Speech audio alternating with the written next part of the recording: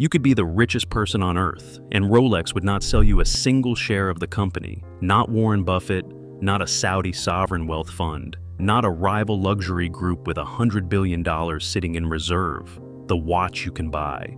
The company behind it, nobody on Earth can touch. It has no shareholders, it pays no dividends, it cannot be acquired, inherited, or broken up. It has been this way since 1960, and it was designed this way on purpose by one man before he died. The most valuable brand in luxury was deliberately built so that no one could ever own it. Why?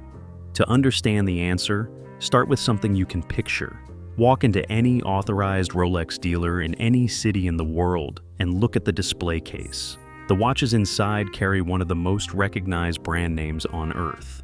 The company that made them has no stock price. It has no shareholders to report to. It does not appear on any exchange in Zurich, London, or New York. It generates an estimated 10 billion Swiss francs in annual revenue and answers to nobody. That display case is the most visible thing about Rolex. Everything that actually controls the company is invisible. That is not an accident. That is the design. Every major luxury brand you can name is controlled by one of three things. Cartier and IWC answer to Richemont, which is a publicly listed Swiss company with shareholders expecting returns. Louis Vuitton and Tag Heuer answer to LVMH, which Bernard Arnault built into the largest luxury conglomerate on Earth by acquiring brands and managing them for growth. Patek Philippe is family-owned, controlled by the Stern family across 4 generations, which provides genuine independence, but families can always sell, and 4 generations is not forever. Rolex is none of those things. It is not listed on any exchange. It has no founding family left. It is not a subsidiary of anything. It is owned entirely by a private charitable foundation in Geneva called the Hans Wilsdorf Foundation, which has owned it since 1960 and which, under Swiss law, cannot sell it, cannot transfer it, and cannot wind it down. The foundation's assets belong not to any person, but to the purpose for which the foundation was created. That purpose is the permanent independence and continued operation of Rolex. The company cannot be bought because it legally cannot be sold. This is not a loophole or an accident of corporate structure. It was engineered deliberately by a man who understood exactly what he was doing and spent years designing a structure that would outlast him. Understanding why requires understanding who he was. Hans Wilsdorf was born in Kulmbach, Bavaria, in 1881. His parents died when he was young, and he grew up in boarding schools. He moved to Switzerland at 19 and found work in the watchmaking industry in Le Chaux de Fonds, where he learned the trade from the ground up.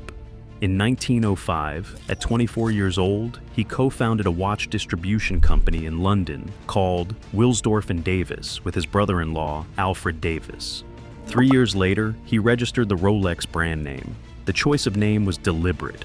Wilsdorf wanted something that sounded good in every European language, was short enough to fit on a watch dial, and was easy to pronounce in every market he intended to sell into. He tested dozens of combinations before settling on Rolex. In 1910, Rolex became the first watch brand to receive the Swiss Certificate of Chronometric Precision. In 1914, it earned a Class A precision certificate from Kew Observatory in England, a designation that had previously only been awarded to marine chronometers used for navigation at sea. A wristwatch had never received it before. When the First World War made England difficult for luxury trade, Wilsdorf moved the entire operation to Geneva in 1919. The move was practical. Geneva had the craftsmen, the suppliers, and the legal environment he needed. In 1926, Rolex introduced the Oyster, the world's first waterproof and dustproof wristwatch. Wilsdorf understood that a watch, which claimed to be precise but could be damaged by rain, was making a promise it could not keep. He tested the Oyster by having a British swimmer named Mercedes Gleitze wear one during her English Channel crossing in 1927. The watch survived undamaged. Wilsdorf ran advertisements about it in every major newspaper in England. That single decision established the connection between Rolex and human achievement in extreme conditions that the brand has never let go of in the century since. Then came the war. Royal Air Force officers were buying Rolex watches to replace inferior standard issue equipment. When captured officers had their watches confiscated in prisoner of war camps, Wilsdorf wrote to them directly and offered to replace every watch taken, with no payment required until after the war, on whatever terms the officer could manage once he was free. He did not know whether these men would survive. He did it anyway. Many honored the debt. Many told the story for the rest of their lives. Wilsdorf was not running Rolex as a financial exercise. His wife, Florence May Wilsdorf, died in 1944. They had no children. Wilsdorf was 62 years old, sole owner of one of the most respected watchmaking brands in the world, and had nobody to leave it to. In 1945, he transferred all of his shares into a newly created private foundation under Swiss law, naming it after himself and writing a charter with two interlocking duties: keep Rolex running as an independent Swiss watchmaker indefinitely, and use the profits for charitable purposes in and around Geneva. He kept managing the company until his death in 1960. When he died, the ownership question was already settled. He had answered it 15 years earlier. What Wilsdorf chose next is the part most people never hear about, because it is also the part that made everything else permanent. The legal vehicle he chose, the Swiss Stiftung, is worth understanding because it is what makes the whole structure work. A Swiss private foundation under the Stiftung structure has no shareholders and no members. It has a board, a stated purpose written into its founding deed, and assets that legally belong to the purpose itself, not to any person. This is not the same as a non-profit organization in the American sense. Rolex SA pays taxes. It has employees. It operates commercially and generates profit. But the entity that owns Rolex has no equity, no shares to trade, and no mechanism by which ownership can be transferred. Swiss law does not allow a private foundation to simply dissolve and distribute its assets to whoever happens to be on the board at the time. The foundation exists to serve its stated purpose, and its stated purpose is the permanent independence of Rolex. The company cannot be sold because there is nothing to sell. Bernard Arnault cannot buy it. No sovereign wealth fund can buy it. The Stearns, who own Patek Philippe, could sell Patek tomorrow if they chose to, because the Stearns are people, and people can sell things. The Hans Wilsdorf Foundation cannot sell Rolex because the foundation is not a person. It is a purpose.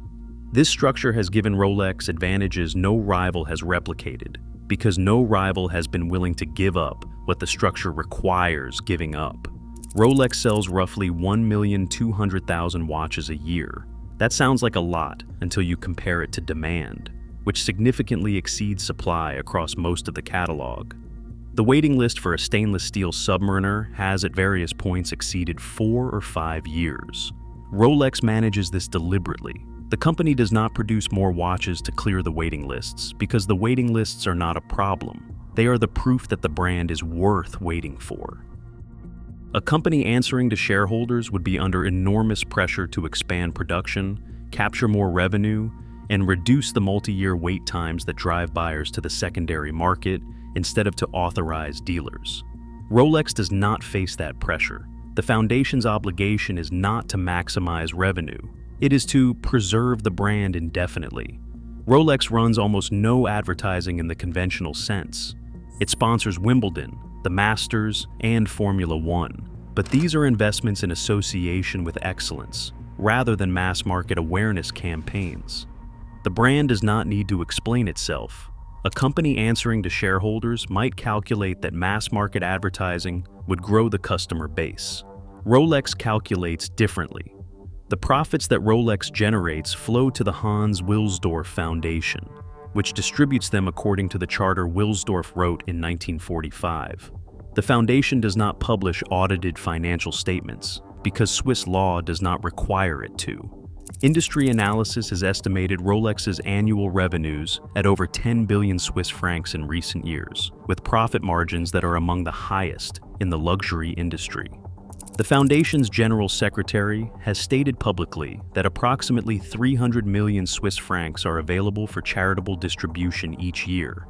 The foundation has funded a bridge over the Arve River in Geneva entirely at its own cost.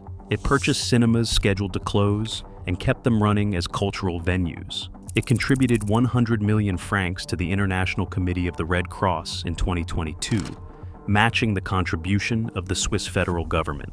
Rolex's profits fund the city where Rolex is built. In 2023, Rolex acquired Bucherer, the largest watch and jewelry retailer in the world. It was one of the largest transactions in the history of the watch industry, paid for without external financing, without shareholder approval, without analyst calls.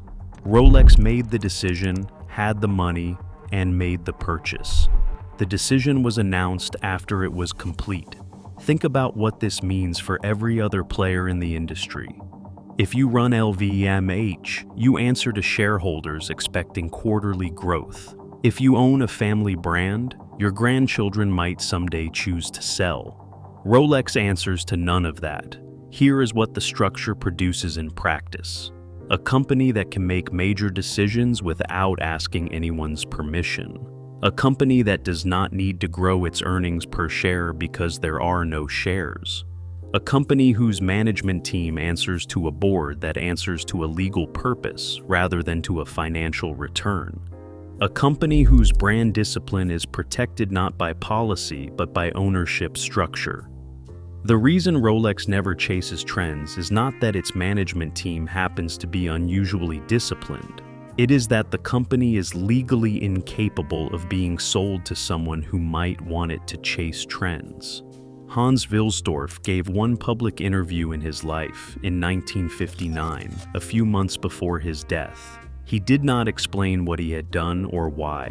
He had already done it. The foundation existed. The shares had been transferred. When he died the following year, Rolex passed to the purpose he had defined. A purpose that is still, 64 years later, the only entity on Earth that owns it. Walk back into that authorized dealer display case you pictured at the start. The watches there will be the same next year, and the year after that, and a generation from now. The price will be higher, the wait list will be longer, the brand will be exactly what it is today, because the structure that protects it was designed to last forever by a man who understood that the only way to protect something from the pressures that destroy most things is to remove it from the category of things that can be owned. You can buy the watch. Nobody owns the company. That is why it will outlast everything that does.